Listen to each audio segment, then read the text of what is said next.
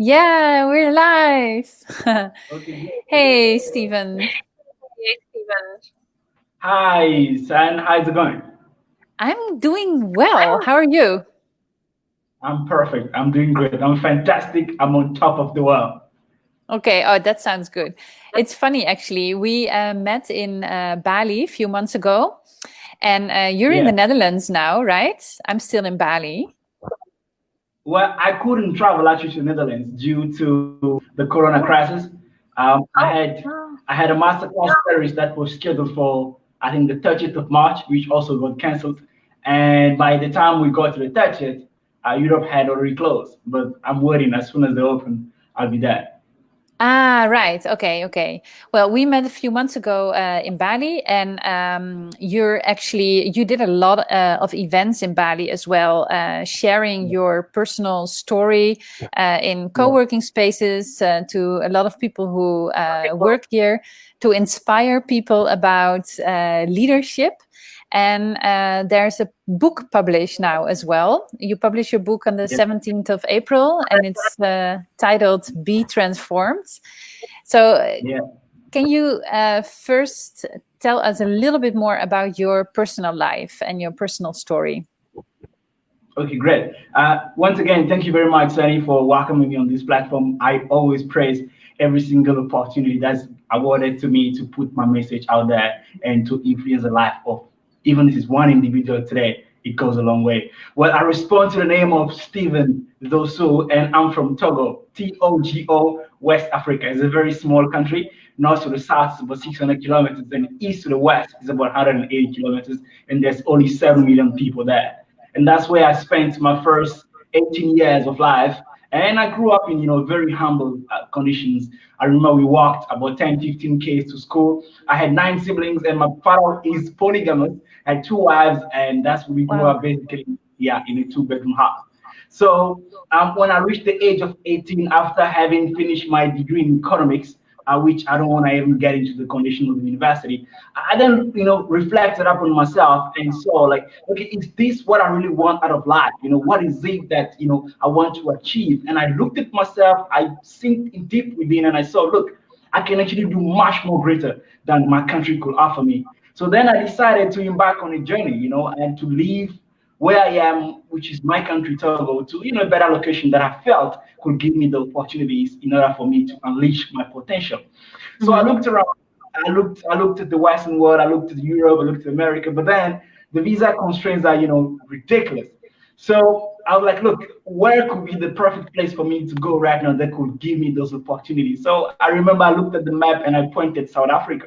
But then to actually fly to South Africa, it would cost me, back then it would cost me a whole lot of money. So then I decided to embark on this journey with my bare feet, like somebody would say, with 11. And that's what I did. So it took me about a year and 3 months. It was a journey full of lessons. I learned a lot on that So, journey. Sorry. yeah, so you walked from mostly, right, from Togo to South Africa. Basically, Most of yeah, it the, was yeah, yeah, it was a country okay, to country journey, yeah. yeah, yeah. Yeah. Okay, continue. Yeah. So as I was saying, it was a journey full of lessons. I got to meet, different kind of people in life. And when I got to South Africa, it wasn't easy either. There were days where I spent 2, 3 days with no food at all. There were days where I had to sleep on the street because there's nowhere to go, no one that you knew. But Hmm.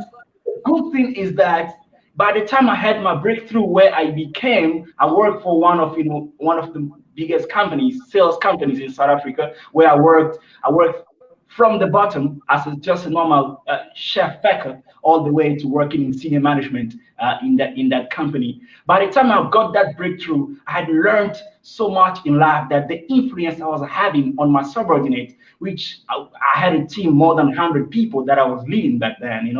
So the influence I had on my subordinate in terms of motivating them, giving them a reason to wake up in the morning and be the best version of themselves, the influence was immense. It was huge. Hmm. Some of them still call me until today and say, listen, I just want to thank you for giving me a sense of my life. So when I left that company, I went to start a business which didn't work out properly. And so, I took a step back and I was like, look, speaking and motivating people, bringing the best out of them, strategizing, putting plans together so that you can achieve your dreams and your goals.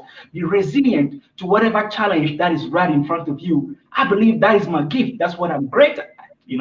So why not dive onto this path in full? And that was about 3 years ago when I dived onto this path, very full with my hands and my feet. And it has been a very fascinating journey. I've had my ups and downs. So far, I can proudly say that I've spoken to more than 10,000 people, and I've just launched my books, 2 books actually. One is Psychology and Habits of Great Leaders, and the second one is Be Transformed, a 10-week journey to your true self. So that is Stephen Dossou for you.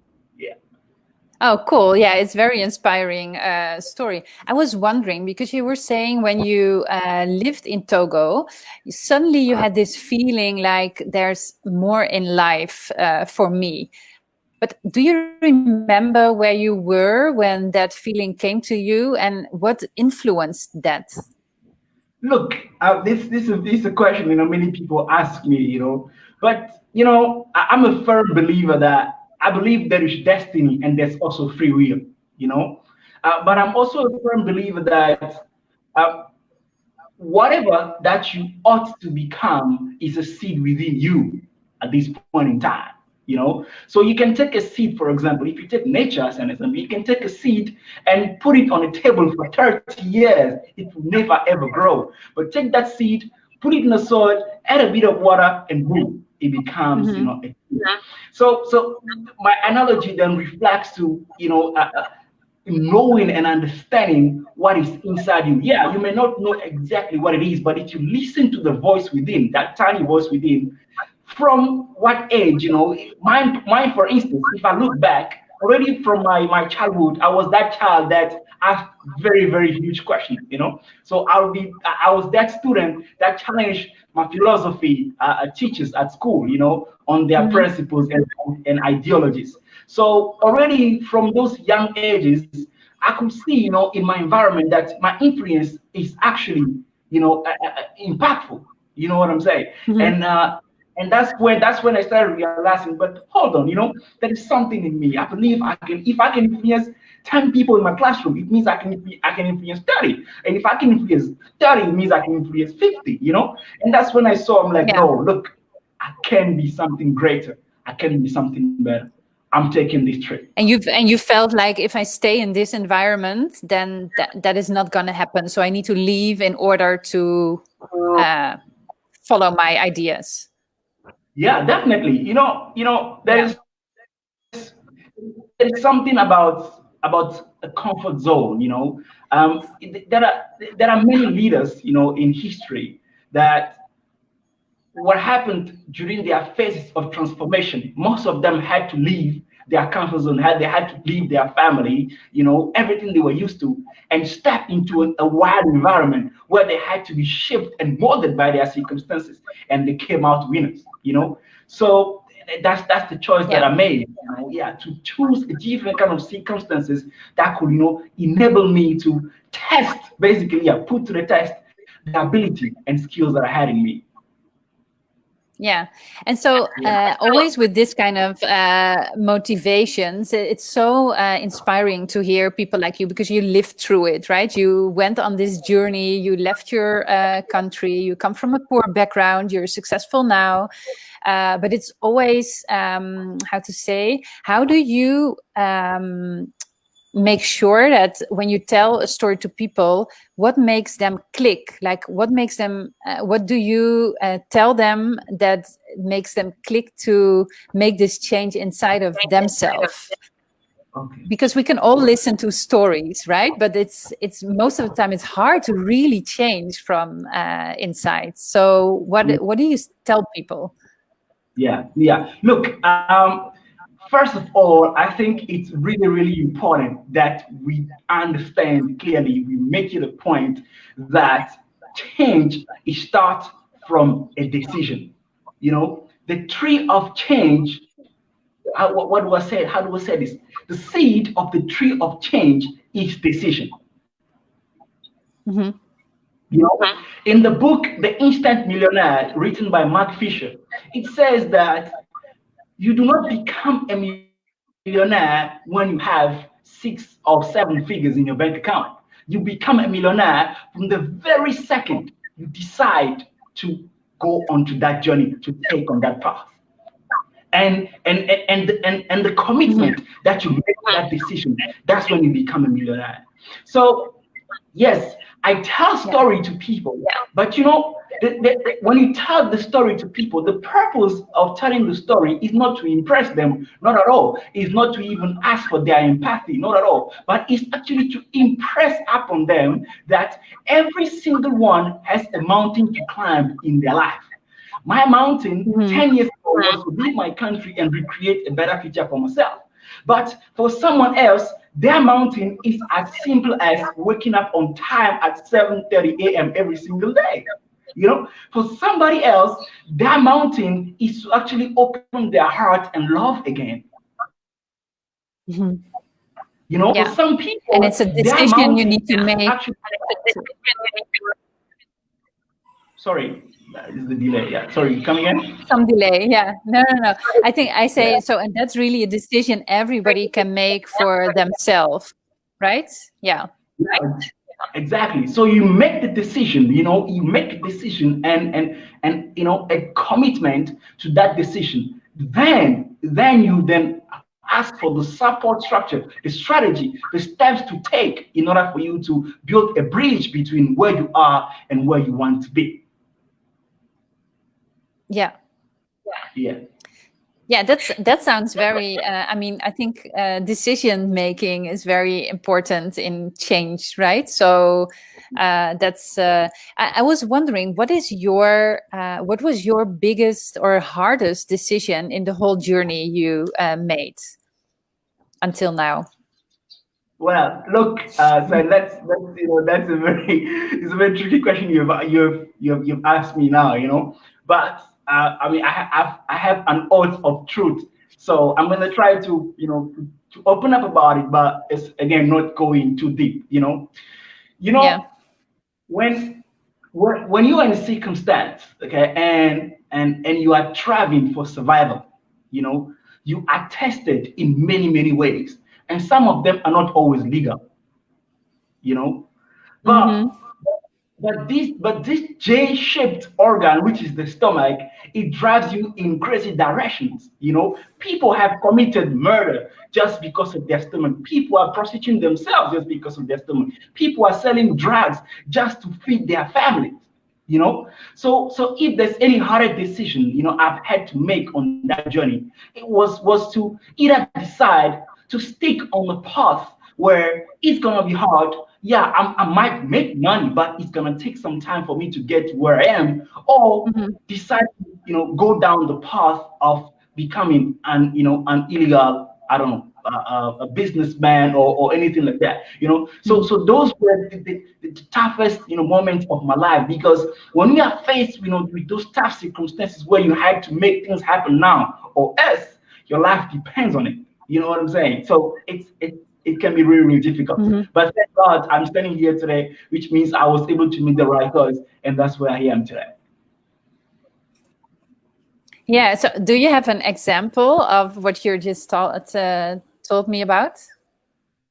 Well, definitely I can give you an example. Look, I remember it was I think about 7 years ago, and I was a street hawker. I was selling basically because back then, I think when I arrived in South Africa, I had nothing. I remember sleeping on a shack of $20. The rent was $20, but I couldn't even afford it. So I was a street hawker. I was selling cigarettes, and all those things just to survive. You know what I'm saying? And I remember being approached by this gentleman who wanted me to be involved in drug trafficking. He said, "Hey, listen, you can make a lot of money with this, this and that and this and that, and he tried to convince me." And I stood my ground and I said no. And guess what? Exactly 48 hours after that, a gentleman just walked up to me while I was on the stand, very dynamic, very energetic. Say, "Hello, ma'am, how are you? Come closer, let me show you this apple and that." Say, "Listen, I love your energy. Tomorrow there's an interview at this so in place. Please come through." And boom, that's where the breakthrough started. So that was one example. I would urge people to stay committed. Wow. Yeah. one in their life. Yeah.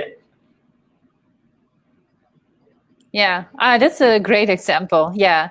And so now in the COVID-19 crisis, I think a lot of people are challenged in different ways, right? How do you keep up with your work, and how do you keep your motivation when the whole world is in crisis right now? Yeah, yeah. Look, I think it's very, very great question that you just asked. Because I was on the phone with a friend of mine, I think about 3 days ago, and he was suffering of all the anxieties that you can ever call on in this world. Just because of this crisis. Mhm. And on the flip side, I've also met people in my life where they've been traveling the world for 4 to 5 years in the search of happiness, right? But now, Mhm. this is the funny thing, right? You have this 10 between, let's say, from 7 years old to 15 years old, a kid right now that you and I are having this chat, a kid somewhere in the deep rural Africa right now, who does not have money to fly, who does not have, a fancy ceiling over his head, maybe that has just had maybe 2 meals a day, and we're talking about meals like, we're not talking about anything fancy, just corn made with some fish, and that's it, and he drinks water on it. Mhm. But look at the joy and excitement that that kid is running around on the street with. You know, this is my point Mhm. to you. My point to you is that being motivated or waking up excited or keeping your composure together, regardless of the time, again, it starts from a decision. Mhm. It's just a matter of talking, like, hey, listen, today I want to be happy. All right. Today I want to do everything around me to be happy. Today I want to call the person that I know is mostly exciting so that I can draw energy from him. Today I want to listen to positive tapes that can enlighten my spirit and bring me back to life. Is a matter of decision. Once you make the decision, you'll be able to, put everything in place so that you have that spirit within you. Yeah. Do you find it Yeah. sometimes hard coming from a poor background, and also the example what you're giving right now? I think it's very valuable to think about that. A lot of people, we have huge inequality in this world. Where I consider myself super privileged to be able to do whatever I can do at this moment. Do you find it sometimes hard because you talk to a lot of people who are quite privileged? Do you find, how does that make you feel sometimes? Yeah, that's actually the question. How does it make you feel to talk to a lot of people who are so privileged and still complain? That's actually my question. Okay, cool. All right. Look, I've learned in life, saying is that human beings, will always find a way to complain. It doesn't matter. Yeah. I don't know how, but it's just we're unhappy about whatever we have. I'm sure you've come across this. I mean, it's a short clip, it's a short movie where the person on a bike wishes he had a car. It's just a standard car. The person that had a standard car wishes he had a Lamborghini, and the person that is on a wheelchair wishes he could walk. Yeah. It's just the price of life, and we always want one more. So how do I relate to my audience, which obviously is mostly privileged? Look, um, being privileged, it's just, how do I say, it only goes as far as being privileged. Okay, being privileged does not give you all the tools and strength to be in full control of your life. Mhm. You are privileged only up to a certain extent. You know what I'm saying? Yeah, you can be privileged to do whatever you want, to travel and this and that, but when life hits you hard, your privilege will be forgotten about. When the person that you love for you have been in a relationship with for the past 25, 30 years, decide to leave you one day, boom, just like that. I mean, your privilege, it's meaningless. You know Mhm. what I'm saying? So how do I relate to these people? Again, it's about sharing with them my story and making them understand that their own mountains, because they have their own mountains. Everyone have their own mountains to climb. They have their own cross to carry. So it's about bringing them into a situation where they are faced with the man in the mirror or the woman in the mirror, and they look at their mountain themselves, and they have to find the strength within themselves.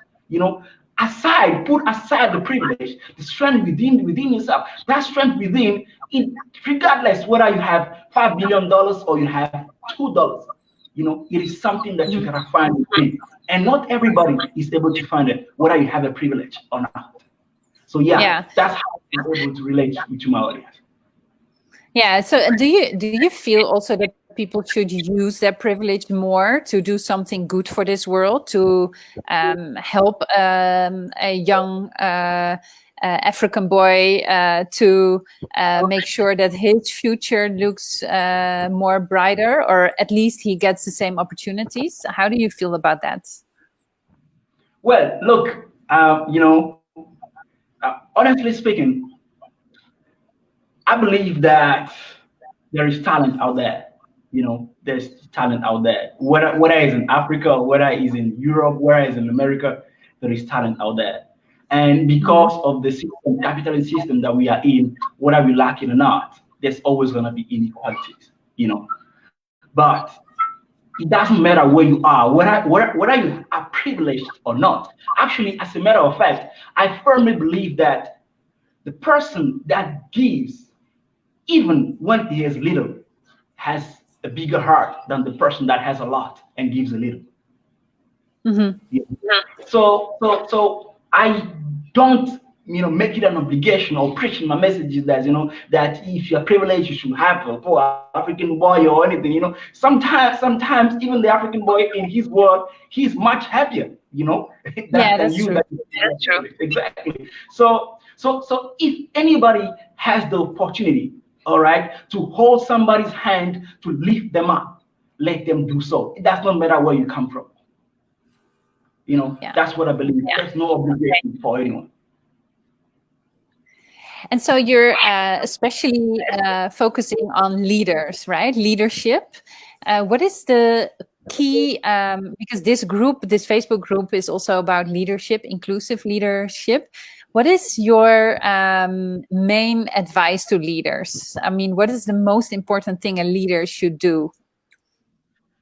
Look, I think what a leader should do, because look, this is the thing, right? So leadership is the capacity or ability to influence people, fixated with a vision, driven by a passion and ignited by a purpose, so which means as a leader, you gotta have a clear purpose of where you want to go, and to that purpose, the vision has to be attached to it. And to the vision, you gotta have a goal and a proper plan as to how to get to that goal and therefore get to your purpose. Yeah, sometimes the plan may not work as you want. However, you gotta have a plan so that you can lead people. Now, in order for you to have clarity as a leader, to create, a solid plan that convinces people, because at the end of the day, people don't buy into, I don't know, whatever task or whatever you are leading them on. They buy into your persona. They buy in you first. They buy into your ideas, into your vision, So that means if your sword is not sharp, you will not be able to cut through. So what I'm saying is this, right? As a leader, it's extremely important to be able to self-develop, work a lot on yourself and to evaluate yourself on a daily basis. It's extremely important, So important, totally agree. It's so important, So if you are able to, evaluate yourself, and when you're evaluating yourself, the trick in evaluating yourself, the most dangerous thing to do is to let your ego in the way, because I know a lot of influential leaders, as well as I know some influential leaders as well that are very humble, and some of them, their ego is taller than the mountain Everest. So when you're evaluating yourself, you need to find yourself in a situation where you are able to be humble and be honest to yourself that, hey, listen, this particular skill or mindset I do not have. How do I cultivate it? And that's the golden question. How do I do it? That word is powerful. How?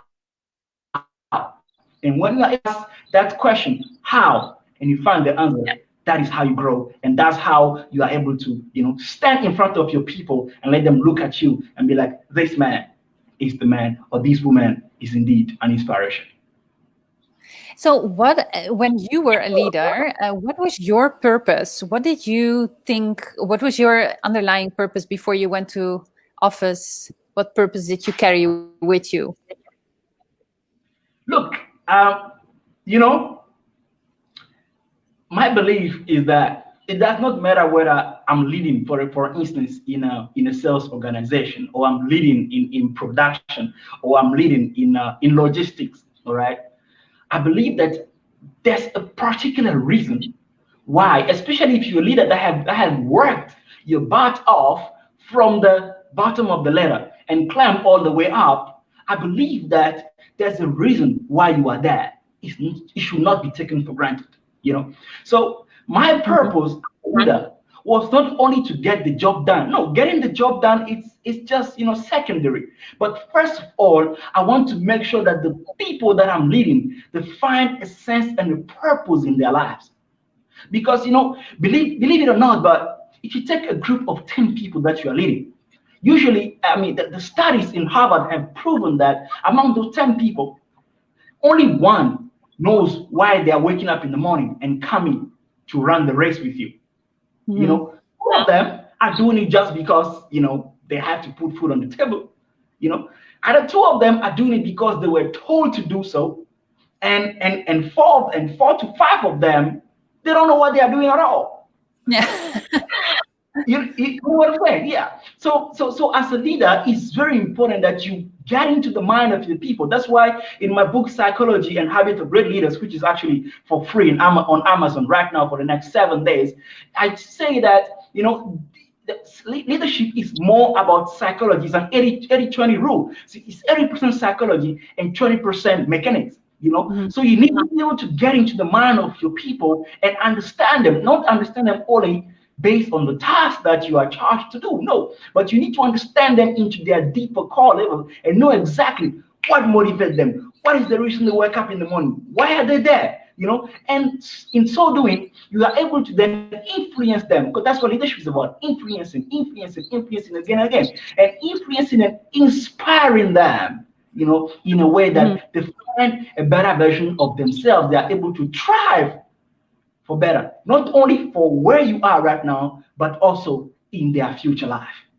So that basically was. So would you have these kind of conversations with your people? Like, how did you do that? Like, was it just in the office that you drink a cup of coffee with people, or would you go out of the office and spend some time together in order to understand what the purpose of the people is? How did you do that? Look, everybody has their leadership style. My leadership style is to break that barrier. What I did or do is I break that barrier totally. That put me on a pedestal. Like, okay, yeah, I'm a leader. Yeah, I'm a manager or anything. Look, I say, look, I'm a team member. You get what I'm saying? So that's, I think, for me, I believe that's the first step. So for your team members or the people you are leading to look at you as a human being, not as this master where they have to take orders from. No, they first need to look at you as a human being, and how you earn your respect is by being the person that you are. So how I did it back in the days is to first of all, destroy that that cloud on you that gives you these wide shoulders, and then gives many decoration, whatever. It's gone. You know what I'm saying? That's why I love the leadership of the army. Though the respect is there, the leader always lead in front. So what I will do is make sure that whatever I learned, my team learned it too. If I read an interesting book, I'll make it a point that my team reads it too. And I will make sure that weekly, at least 2 to 3 times a week, very early in the morning. I remember my team, my team was very motivated. From 6 o'clock in the morning to 7 o'clock in the morning, we ran a motivation session, and I was the motivator because I mastered, the Maslow hierarchy of needs. So I was able to classify my group in a way I knew who needed, their basic needs to be fulfilled, who needed their self-esteem to be fulfilled. So then I designed motivational programs like that, which I used to motivate them on a daily basis. And if I share with them a book, which I make sure that it's never a long book, because people don't want to read these days, so it's got to be something very short, maybe 30-50 pages. And then after that, you take them out for coffee and you talk about the book and you talk about ideas and get to know them on their personal level. That is so important. Yeah. There's some leaders right now, if you ask them whether this person or this guy or this gentleman or this woman in their team is married or not, they'll be like, I don't know, it's not my problem. Well, that's not my leadership style. So how I did it, I made sure that number one, I destroy, that cloud that's, decoration, I destroy that. And secondly, I ensure that my team consumes whatever positive thing that I consume. Make sure of that. It's very important. Number three, I make sure that I ran weekly, motivational workshops with them, right? And four, I make sure that they are empowered. They are fully empowered, which means when I give a task to be carried away, I'm not gonna go after you and look behind you to see every 5 minutes whether it's been done or not. I give you the freedom to execute. And number five, always praise people, praise them, and then always coach them whenever they need it. And when they are wrong, be the first person to tell them in a frank way that they are wrong. Yeah, I love your tips, and I couldn't agree more. I think also a small thing what you're mentioning, but I think that's what really makes leaders great, is that you know something of the personal life of people, right? And that you're interested in the family life and what's happening in the personal life of your employees or your team members as well. So that's great. So everything you're telling me now, is this in the book also, in Be Transformed? Yeah, it's actually, it is. It's a book that I read. It's a 50 pages book, right? 50 pages book in format A5 and about 20 pages in format A4, right?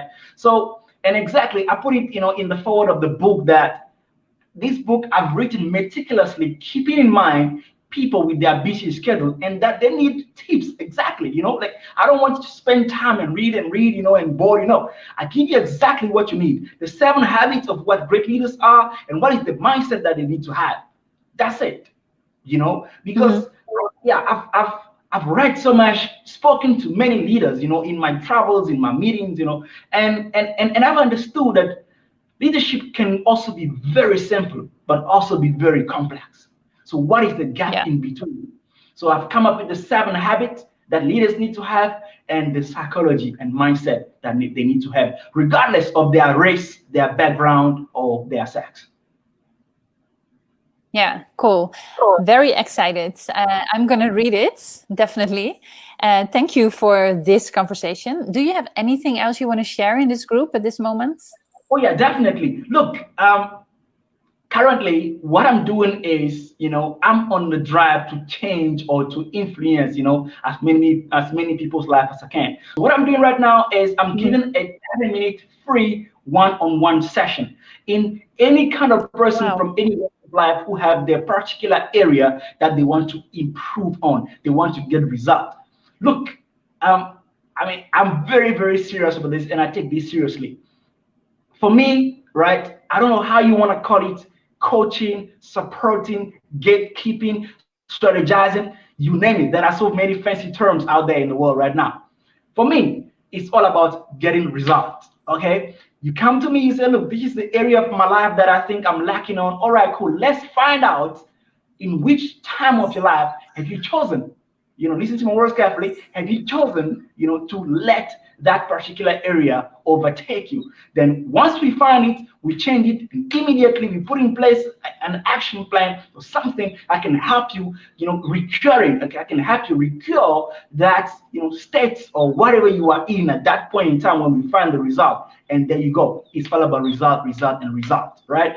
And also, I urge you to go and get my book, Be Transformed, the 10-week journey 10-week journey to your true self. Look, this book, I've written it for people that perhaps want to get a coach, but they cannot afford a coach, right? Because you see, the experiences that we go through in life on a daily basis, it only boils down to either building us the confidence, right, to continue living life the way we want on our terms, or it contributes in growing in us the three toughest demons of mankind that are called fear, self-doubt, and low self-esteem. Because when you have confidence and charisma, you can stand in any type of crowd, even if you don't know the subject, right? You can just stand there and talk with confidence, and people believe you, isn't it? Right? True. So yeah. So and I think that we have fear to engage on a path or to take a direction just because of the stories that we've chosen to buy into in our lifetime. Or maybe something that has happened. Sometimes it may not be your fault. Sometimes it could be as simple as your parents or your friends call you forever as a worthless boy or girl. So you grew up like that, believing yourself as being worthless. Therefore, it impacts your confidence in many areas of your life. So I cover those topics and I give my own story. Sorry, yeah? Yeah. And the session you're saying is actually what's it, a 1 hour session with you that you're offering for free here? I'm offering a 30 minutes. Well, look, I'm a very generous 30 gentleman. minutes. Okay, sorry, I didn't hear it. Yeah. 30 minutes. Yeah, but look, if I see your program is huge, perhaps I can go to 1 hour because it's first the result, then we talk the money. Yeah. Let's. I will put it in a description of this post. So when people watch the video or read the post, they will see that this is an opportunity, and that's huge. I think it's super that you want to do that for this group. So that's really cool. Thank you for this, Stephen, and I hope you can travel soon again. I hope we all can travel soon again. Yeah. But we're hanging in there, and I think your inspiration is really something. So that's cool and good to hear on a day today. Thanks. Thank you. Thank you so much, Sanne, for this opportunity. I appreciate it. Talk soon again in this group somewhere digitally. Yeah, exactly. Okay. Great. Bye. Thank you. Have a great day. Goodbye. You too.